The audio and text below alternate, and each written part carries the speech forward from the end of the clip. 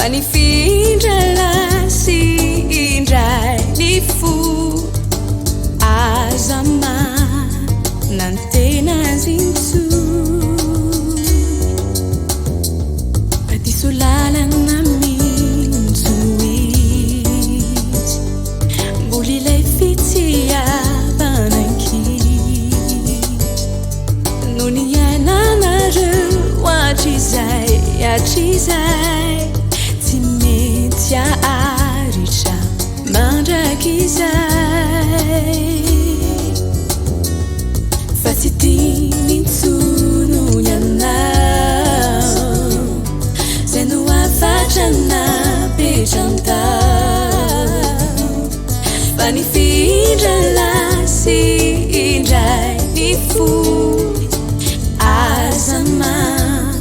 nantena zinso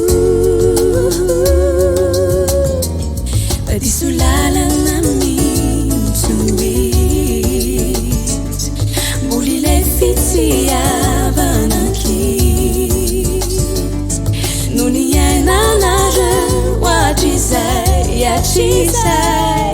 tsy mety aharitra mandraky izay farazao ianao tenzao atotio indray ny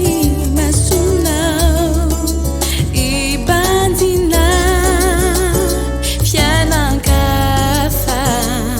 fianankahafa baovao olonkahafa baovao fitiavana baovao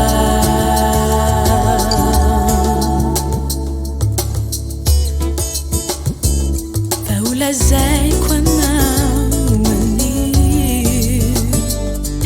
efa be dia be toko reo siosia